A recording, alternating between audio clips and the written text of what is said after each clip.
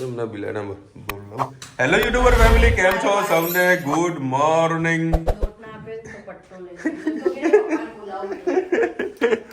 આ બાચલ બાર હજુ મેં ગુડ મોર્નિંગ નહીં કીધું હો, હજુ નહીં કીધું, ખાલી એમને એમ જ કરતો હતો. આવતો રે, ચલ બહાર આવ. જુઓ હવે આ નાટક કંપનીઓ છે તમારા ઘરે. લે ચલો ગુડ મોર્નિંગ કહેવાનું. હાલ બધા ભાઈ બધા ગયા કે ધનુના ફટવાડે. ઓય હેલો યુટ્યુબર ફેમિલી, કેમ છો સૌને? Good morning. જય શ્રી કૃષ્ણ. શું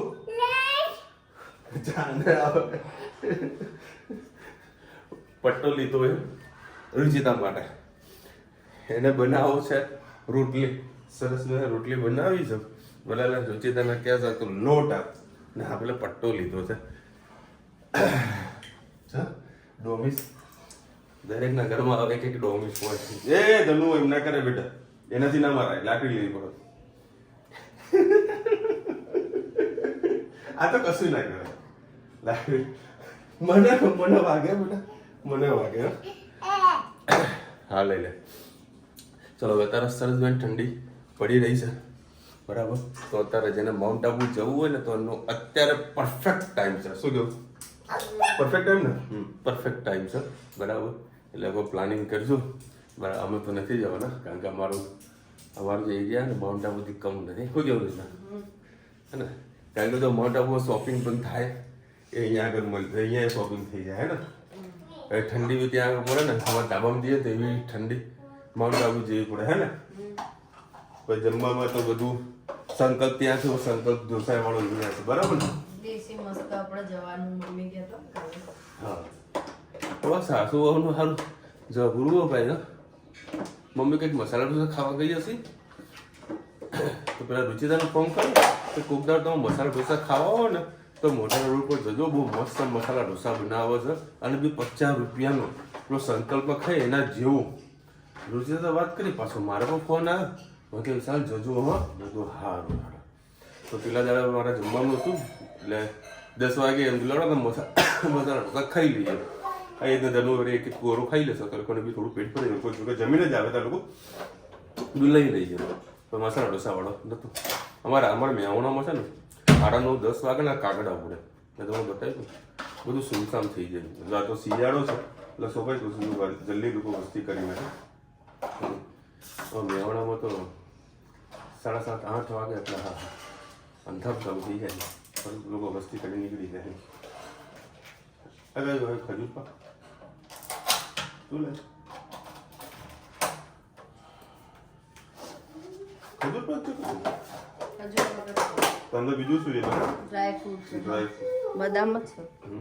સરસ ડ્રાય ફ્રૂટ છે. આ એકાદો 2 પીસ ખાઈ દઈએ ને એટલે સવાર સુધી બપોર સુધી ભૂખ ના લાગે.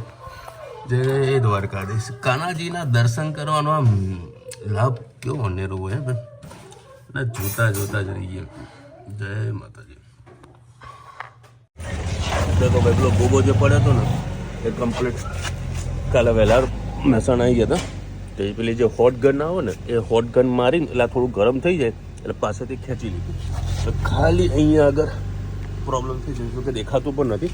એટલે હું શું કરીશ, હવે જે રેડિયમનો સ્ટીકર આવે ને, રેડિયમનું અરે દેખાય તો રેડિયમનું સ્ટીકર લગાવી નાખીશ એટલે કમ્પ્લીટ થઈ જશે. ખાલી ગાડી ધોવાની છે. પછી તો કવર ચમ બગડ્યું. કવર પર હું છે ને પગ મૂક્યો હતો અંદર ઘૂસવા માટે. આ ટિફિન તો હું જો આપણે ટિફિનમાં જો ભૂંગળા આવે મારા. હા સ્વીટ આવે, ડુંગળી આવે.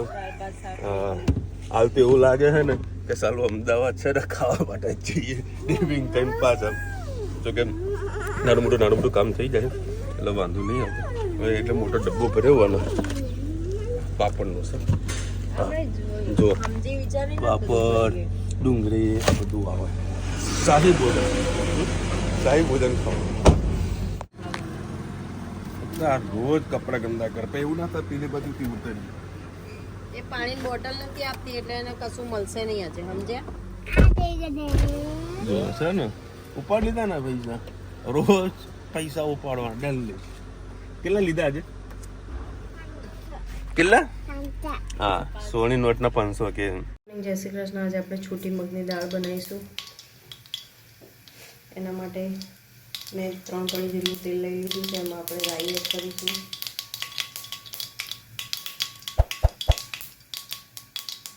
રાઈ થઈ જાય જીરું, હિંગ,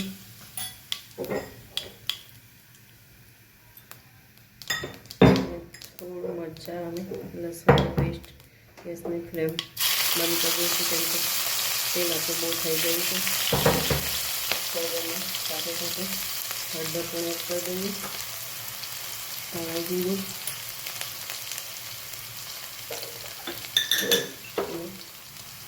મીઠું પણ એડ કરી દઈએ,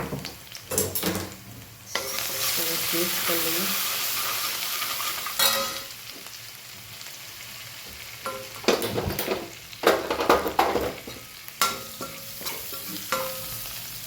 મગની દાળ એડ કરી.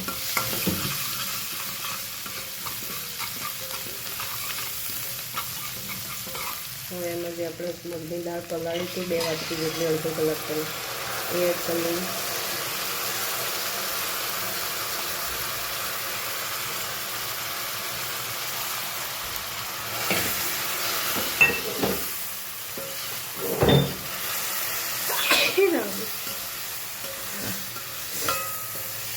સરસ મિક્સ કરી લઈએ.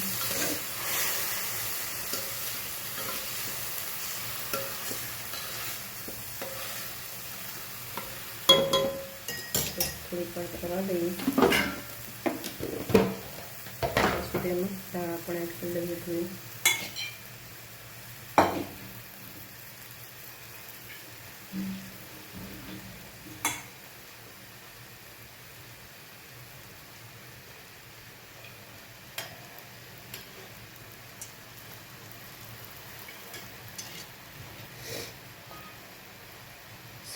પિંચ જેટલું આપણે મરચું એડ કરીશું.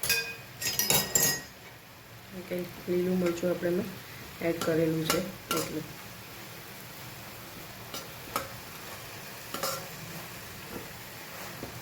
હવે આપણે ગરમ પાણી એડ કરી લઈએ.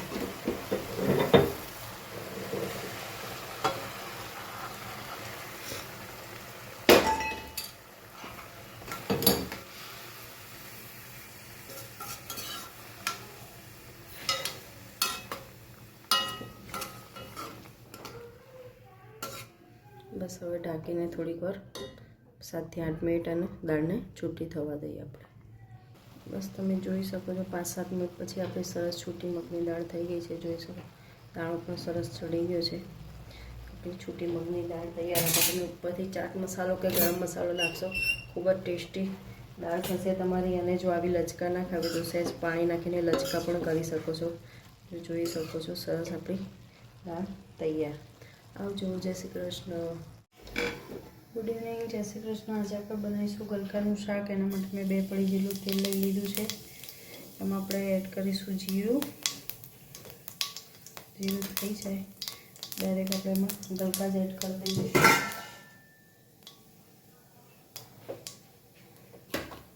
જીરું આપણું થઈ ગયું છે. આપણે એમાં ગલકા એડ કરી લઈએ.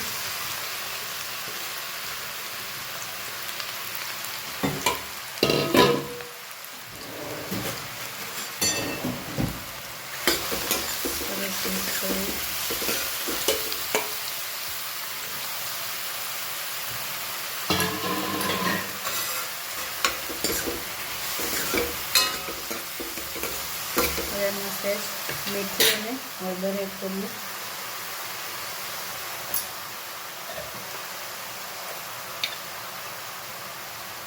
મીઠું એડ કરી લઈએ.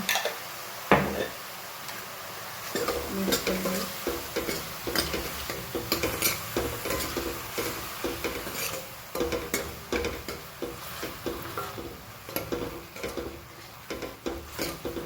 થોડીક વાર થવા દઈએ ત્યાં સુધી આપણે લસણ વાટી લઈએ. હવે આપણે વાટેલું લસણ એડ કરી લઈએ. તેલ ગરમ હોય એટલે અંદર નાખીએ તો લસણ બળી જતું હોય છે, ટેસ્ટ પણ નથી સારો હોતો. આપણે એમાં લસણ પાછળથી જ નાખવાનું અને બધા સાથે સાથે મસાલા કરી જ દઈએ. આપણે ધાણા જીરું, લાલ મરચું પાવડર સરસ મિક્સ કરી લઈએ.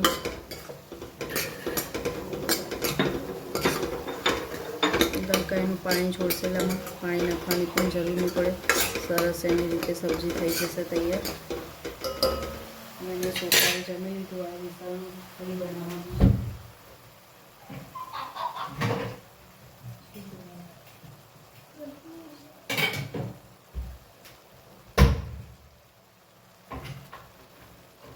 સેજ આપણે ગોળ એડ કરી લઈએ.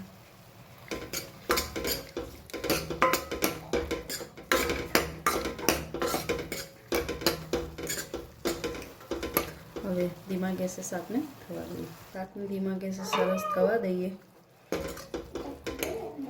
પછી પાકી જાય એટલે એમાં આપણે સેવ પાણી નાખીને સેવ એડ કરીશું. ગલકાને સેવનું શાક તૈયાર થઈ જશે. બસ આપણું ગલકાને સેવનું શાક તૈયાર. હવે એમાં થોડું પાણી એડ કરીએ કેમ કે આપણે એમાં સેવ એડ કરવાની છે એટલે.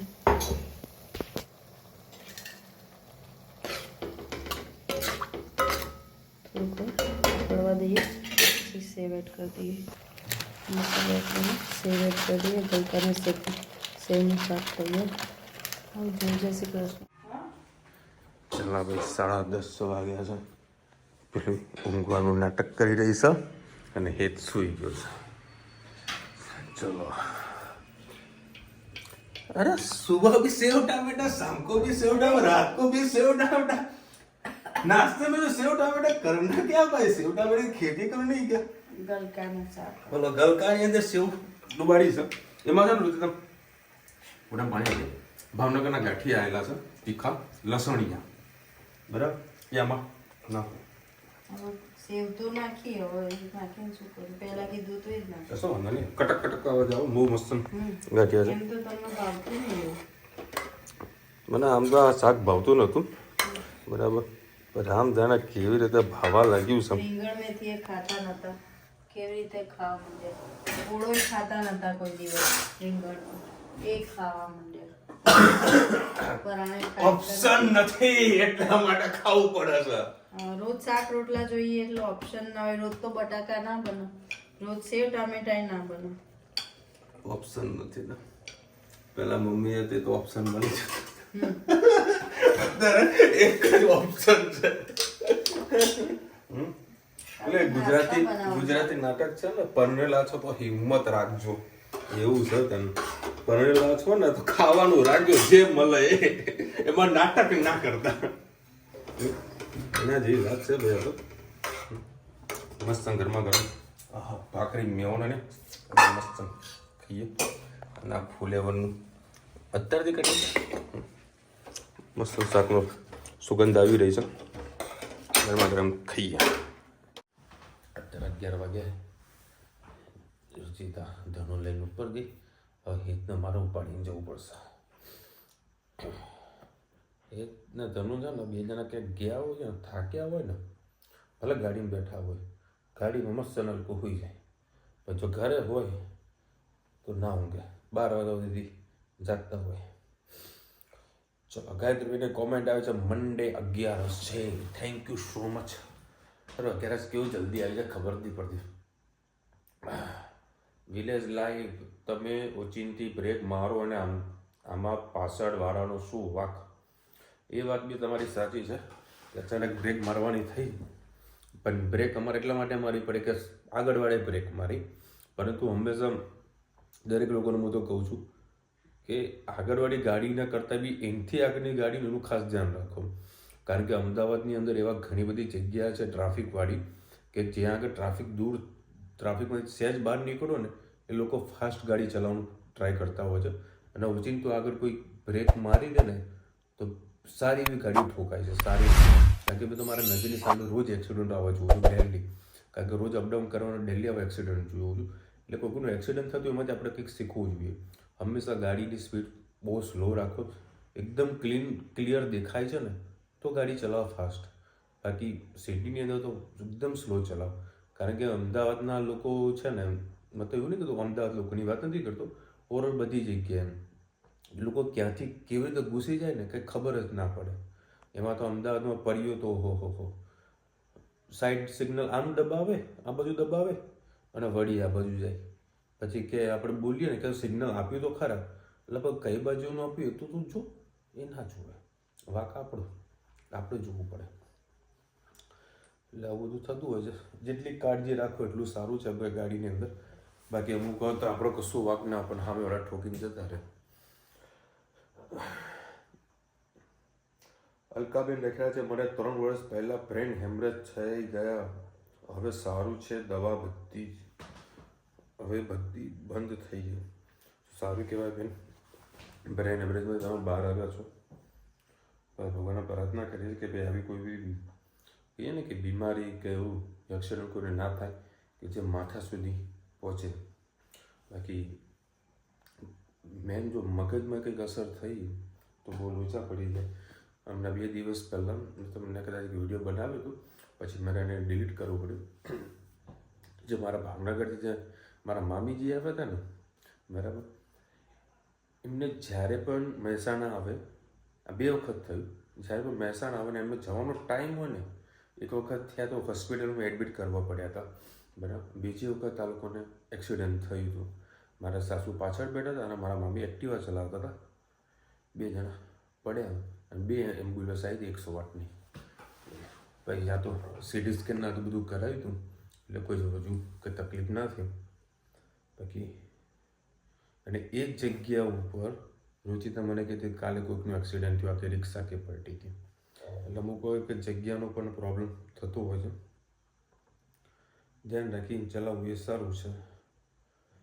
અલકાબેન લખેલા છે, ચામાં ફુદીનો પણ નખાય, તુલસી, ગરમ મસાલા, ચા પણ ફ્રીજ અને વોશિંગ મશીન સાફ કરવું, એક્વાગાર્ડ લઈ લો. દેખો બેન, એક્વાગાર્ડ તો છે ને અમારા મહેસાણામાં એટલી શાંતિ છે, ખાસ કરીને અમે જે હાલ એરિયામાં રહીએ છીએ, કારણ કે રોજ સવાર સાંજ નળનું પાણી આવે છે નર્મદાનું, એટલે એમાં પાણી તમને કોઈ પ્રોબ્લેમ નથી, બરાબર. એક્વાગાર્ડના બધું કોના માટે છે કે જે ફ્લેટમાં રહે છે એ લોકોને કમ્પલસરી એક્વાગાર્ડ લગાવવું જ પડે. બાકી અમારે અહીંયા લગાવવાની કોઈ જરૂર નથી, પાણી એકદમ ચોખ્ખું જ આવે છે. હજુ સુધી કોઈ કમ્પ્લેન તકલીફ નથી રહી પાણીથી. અને હું માનું છું ત્યાં સુધી કે જેટલું આપણે સાદું પાણી પીએ ને એ આપણા શરીર માટે ઘણું સારું છે. કારણ કે એક્વાગાર્ડના પાણીની અંદર જે આપણે મિનરલ વોટર કહીએ છીએ એમાં ઘણા બધા પોષક તત્વો છે, એ બધા નષ્ટ પામે છે, જે આપણા શરીર માટે સારા નથી. પછી એ પાણી પીવા ખાતર આપણે પીતા હોઈએ છીએ. એટલે જ્યાં સુધી આપણે નળનું પાણી પીવા મળે છે તાજું, એ પીવું જરૂરી છે. વાત રહી વોશિંગ મશીનને સાફ કરવું, કાલે સન્ડે છે, કાલે સોલર સાફ કરવાનું છે, બીજા ઘરના નાના મોટા કામ છે એ બધા કરવાના છે. અને વોશિંગ મશીનનું તમે કીધું ને, મારા નહીં તો કોઈ મેકિંગ કોઈ કારીગરને બોલાવીને સાફ કરાવવું પડશે. કારણ કે છેલ્લા 2 વર્ષ ઉપર થયું વોશિંગ મશીનને, હજુ સુધી એને કોઈ ખોલી કંઈ સાફ કરવાની જરૂર જ નથી પડી. હજુ કશું પ્રોબ્લેમ નથી થઈ તો પણ છતાં એક વખત બોલાવીને ને જે નોર્મલ જે પરચુરણ કામ કરાવવાનું હોય ને એ પતાવી દઈએ. ચલો મળીશું નવા વિડીયો સાથે, નવા મજમસીની સાથે. ત્યાં સુધી અમને આપણે આજે હિન્દ ભારત માતા કી જય. અને વિડીયો ગમે તો ફટાફટ લાઈક કરો, શેર કરો, સબસ્ક્રાઈબ કરવાનું ભૂલતા નહીં. રાધે રાધે.